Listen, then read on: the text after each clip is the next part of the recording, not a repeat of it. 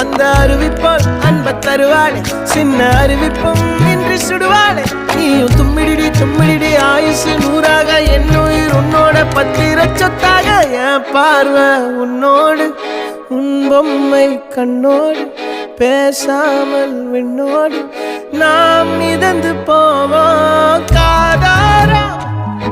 அடியானாலும் நான் தாங்க மாறோடு